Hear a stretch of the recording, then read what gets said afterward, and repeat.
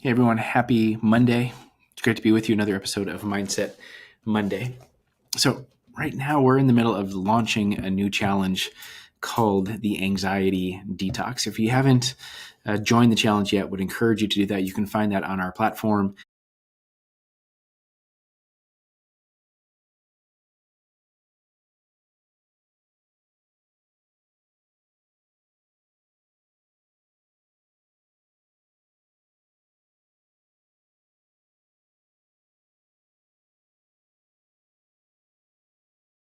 Hey everyone, happy Monday. It's great to be with you. Another episode of Mindset Monday. So, right now we're in the middle of launching a new challenge called the Anxiety Detox. If you haven't joined the challenge yet, would encourage you to do that. You can find that on our platform. You can actually join us for free, and you can start at any time. And so, would love to have you join us again for the Anxiety Detox. So we've been preparing this challenge as we've been writing and recording those segments for the challenge. There's one thing I kind of recognized as we were doing this, which is in all the work that we do in these challenges and these courses and all these resources that we put out there, one of the foundational models that we use is called CBT, cognitive behavioral therapy. And we talk a lot about this idea of situations and thoughts and feelings and behaviors and how this sequence and oftentimes turns into a cycle plays out over and over and over and over.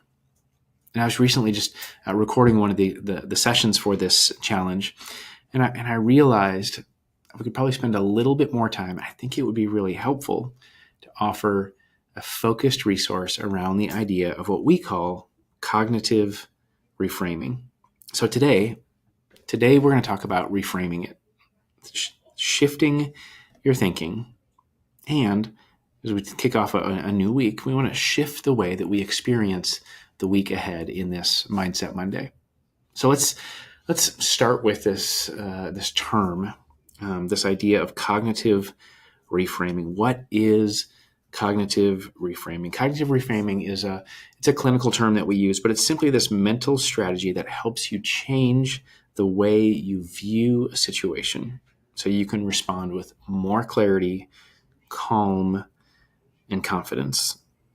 So oftentimes when I talk with people about cognitive reframing, they take it to a place that's not the intention at all of this work, which is something like, oh, you're just telling me to think happy thoughts, or you're just telling me to ignore my negative thoughts. And that's actually not it at all.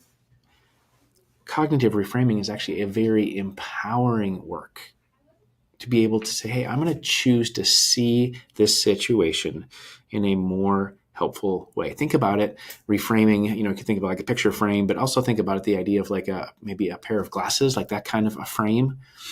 Like think about the lens that goes inside a pair of glasses. And it's the lens that you look through that helps determine the amount of clarity that you have, right? In whatever the subject is or the object is before you, right? What you're able to see. It's depending on if you need glasses or you put on a pair of glasses, right? Can I see what's close? Can I see what's far away? Is it clear? Is it in focus? Is it out of focus? Can I see it at all? So as we talk about cognitive reframing, think about it, this idea today and into the week ahead. Hey, which pair of glasses am I going to pick up? What lens am I going to look through in these situations and in my circumstances today and every day in this week ahead? So as we go any further, let me first just say, hey, if you're joining us and you're joining us live, would love for you to just drop in to let us know that you're here. As we're talking through our time together today, would love to get anything that you want to share with us in the chat. Okay, so in this idea of reframing it, shifting your thinking, and shifting the way that we're going to head into the week together, today we're going to talk about how to change the thoughts so you can change your life. This idea of starting with cognitive reframing. As I mentioned, reframing, this idea of what's the lens that we're going to look through, right? The way that we can see a certain situation in one way, but we can look through a different lens and see it in a different way. Let me give you like a relevant example. Okay, so I think a pretty common example is we might have a situation where maybe things didn't go as planned. The outcomes of that situation weren't maybe what we anticipated or were looking for. Okay, so there's an immediate thought. The thought is something like, I failed. I failed. That's a thought. I didn't get it right. It didn't go the way it was supposed to. I failed. What if we could look through a different lens? What if we could take off like those glasses, put on a different pair of glasses, and we could see the same situation, right? Things didn't go as planned. The outcomes weren't as what we anticipated, right? What if we look at it through a different perspective? Something to the effect of maybe something like, hey, I learned what doesn't work, and that's progress. I learned what didn't work, and that's progress. I don't know about you, but man, that instantly feels better than I failed. No, we're not trying to downplay what happened, right? It didn't work out. It didn't go the way that we had thought or planned, whatever the situation was. But rather than embracing the thought or the belief, I failed, reframing it to be able to say, hey, I now know what doesn't work. I actually learned something. I learned what didn't work. And that's progress. I remember talking in some previous episodes about that specific like growth mentality, the mindset that says, hey, I'm learning what doesn't work, and that's progress, because it's going to help move me closer with a mindset of growth towards things that are going to work. Okay, so when we go back to this idea of cognitive reframing, I think it's important for us to recognize these thought patterns that start to repeat themselves over time. So we all have these thoughts that show up, and then they show up again and show up again and show up again. And what we find is over time, our brain actually starts to believe the things that are on autopilot, the things are on repeat. In fact, when they're negative, we call them negative thoughts. Like these, not just negative thoughts, but these thoughts that are repeated over and over and over. Like these thoughts that are on autoplay, these negative thoughts that keep showing up and showing up and showing up. What it does is it starts to embed into our brain as if it were true. But if you only take one thing away from today, this truth is that just because we have a thought doesn't mean we have to go with that thought. Just because that thought is loud and screaming at us doesn't mean that's the thought that has to be true. Just because there's a thought that repeats itself over and over and over again doesn't mean that that's the helpful thought that we should actually run with. That's crazy, isn't it? Like, what if we were empowered to be able to say, hey, we get to choose which thought we're going to go with. We get to decide, right? Through an intentional work, what is the pair of glasses, the lens we're going to look through, so that there's thoughts we can hold that are helpful and kind and compassionate in the process. All right, so I'm going to give you a couple examples. Let's go back to this idea of cognitive reframing. So let's walk through the before and then the reframe process of each of these. So here's the before. Maybe there's overwhelm at work. So maybe there's a situation that leads to a thought. The thought is, I'll never get this all done. Okay, first of all, I think it's important you pick up on this idea of an absolute there's an absolute never. I'll never get this all done. That in of itself right there is unhelpful. And the reality is untrue. Most absolutes are untrue. I'll never get this all done. What if we could reframe that? Here's an example of that. I can take it one task at a time and ask for support if I need it. Right? The situation didn't change. We didn't downplay the fact that it's stressful and it's hard. We just simply choose to see it differently. Right? The pair of glasses that we put on, I can take one task at a time, right? And I can ask for support if I need it. And it's just this idea of take a deep breath. We're just going to do the best we can with what we've got and take one task at a time. All right, here's a second example. Maybe there's like rejection or there's failure. Here's the before thought. All right, situation takes place.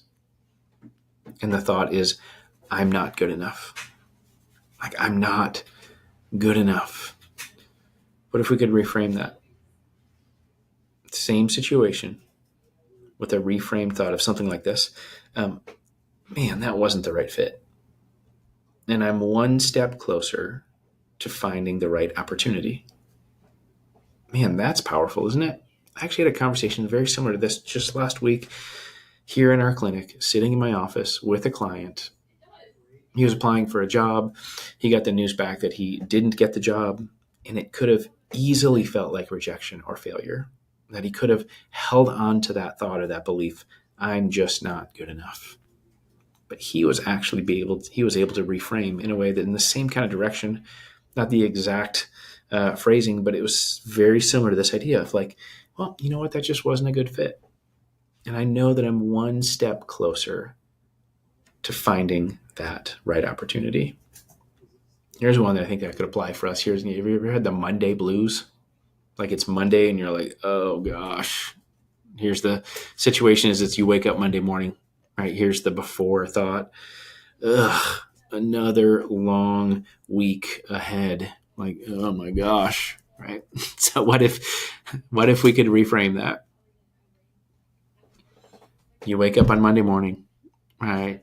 You're like, there's maybe this initial part of like, man, there's a lot coming, right? It's Monday morning and I got to get all the way to Friday before the next weekend hits. But a reframed thought, something like this: a new week means new opportunities, and I get to reset. Right? A new week is going to mean new opportunities, and I get to reset. Like any of these, if we can just start to reframe, there's incredible power, right? That we get to choose which lenses we put on, how we perceive or how we see the situation. Here's one of the things that's really helpful for us in this journey is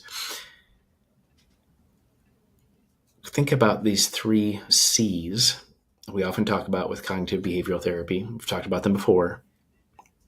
It's, first of all, we want to catch every thought. Like we're choosing initially not to judge every thought or sort every thought. We're just choosing to catch every thought and just be able to say, that's a thought. Yep, that's another thought and another thought. That's like step 1 in this journey. You have to just pay attention, notice them, write them down.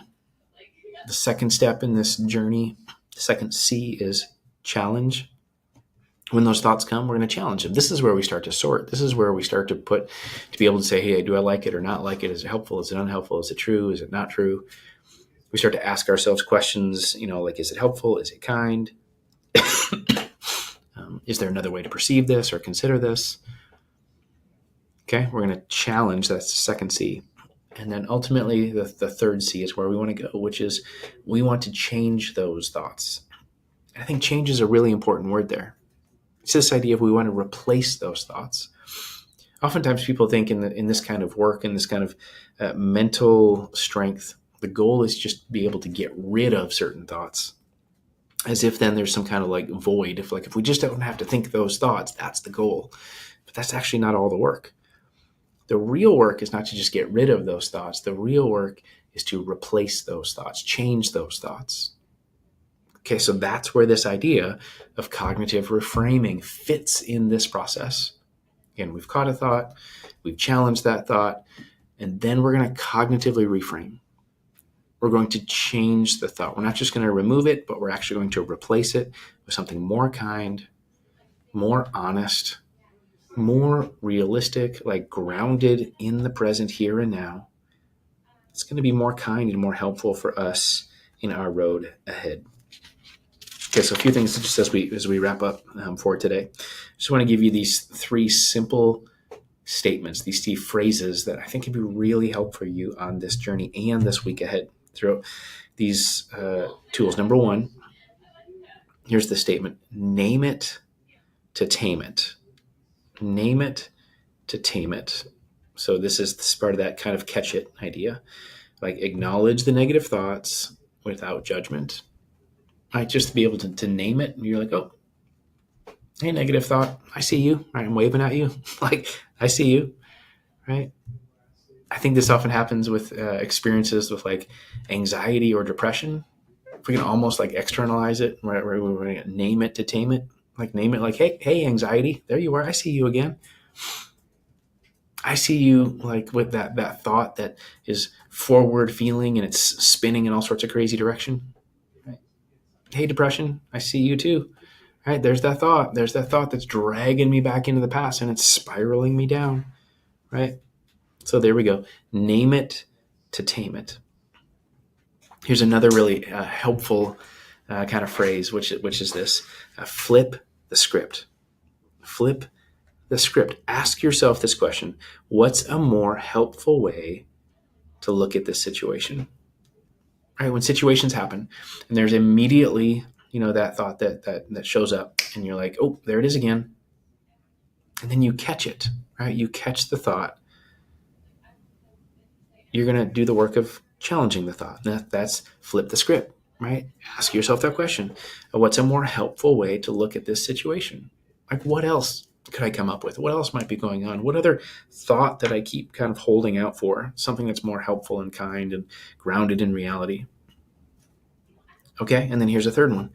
This last one, which is turn it into a truth. Turn it into a truth. Like just from the beginning. Just don't be so quick to just listen to the loudest thought or listen to the most frequent repeated thought, but rather, right, you're going to catch it and you're going to say, hey, there you are. I see you. Right. Then you're going to flip the script, be able to say, maybe there's a more helpful and healthy way for me to look through a lens to see the situation differently. And then this third one, turn it into a truth. You're going to use cognitive reframing to replace that before thought with a short, empowering statement. Let me give you an example of this. Like, here's I'm stuck. Like a situation happens and you're like, I'm stuck. I don't know what to do. I don't know where to go. There's nothing I can do. I'm stuck right here. Right. And it spins, right? Whether into the past of regret and remorse and right, I would have, could have, should have done something different before I got stuck, right? Or it fuels us into the future of like, what if it doesn't work out? What if I can't get through this? What if I stay stuck forever? What if I can't get out? Right? No. What if we could just in this moment to be able to say, okay, I'm going to pick up a different pair of glasses, a different frame. I'm going to look through these lenses and I'm going to say something like this. I'm pausing right here and that's okay. The next step will come. Right? Like just hold on to that, like turn it into a truth. I'm not stuck. I'm just pausing and that's okay. The next step will come. I mean, even just me using this example, there's like something inside of me that when I hear that first thought of I'm stuck, it like rises some kind of like, oh no, I'm stuck. Right. And again, that's spinning to the past or to the future. Right. I actually can kind of just feel it. But when that reframing happens, that tightness and that experience inside of me, I like to be able to say, no, I'm just pausing and that's okay. And the next step will come. Like there's just this sigh of relief and my shoulders start to drop and my breathing like feels deeper and right. Like just our ability to do this matters. And it matters the way that we talked about again, situations, when situations happen in this journey of thought, catch, challenge, and change, using cognitive reframing as a powerful tool for changing. It shifts us into different feelings, feeling more at ease, more peace, more calm, which allows us to respond in our behaviors rather than react out of our emotions. That's a significant as we kind of walk through this, the full length of this journey of CBT, and the situations lead to thoughts and thoughts lead to feelings and feelings lead to behaviors, to be able to say, hey, when we can do the work of thought in and of itself, it's an incredibly calming experience, but it also moves us into different feelings and allows us to respond in healthier, more meaningful responses in our behaviors. Okay, so let's just do a quick recap before we wrap up. First is reframing doesn't erase problems. Again, it's not a strategy of just some kind of like don't worry, be happy. That's not it. It simply allows us to have a mindset to face them, whatever those thoughts were, whatever those worries and challenges are, with clarity and strength. It's also important to note that you are not your thoughts. Like you have thoughts, but you are not the result of your thoughts. You have the power to change them the way that you see, so that you can change the way that you experience your life and ultimately the way that you live it out. So here it is on Monday. As we head into the week ahead, I would just encourage you and challenge you to practice these three C's: catch, challenge, and change. Use these three mantras of name it to tame it, flip the script, turn it into a truth. And in doing so, take a deep breath, head into the week with a clear mind, a strong heart, and the courage to reframe your thoughts. All right, a few things just as I sign off. First of all, remember, Dr. Mike will be with us for Wellness Wednesday. I'll be back for Faithful Friday. Encourage you this week to practice these strategies in cognitive reframing. I mentioned at the very top of the episode, if you haven't yet joined us for our newest challenge, which is called the Anxiety Detox, would love to have you join us. It's a really great resource. All right, everybody, have a great day. See you soon. Hey, everyone, happy Monday.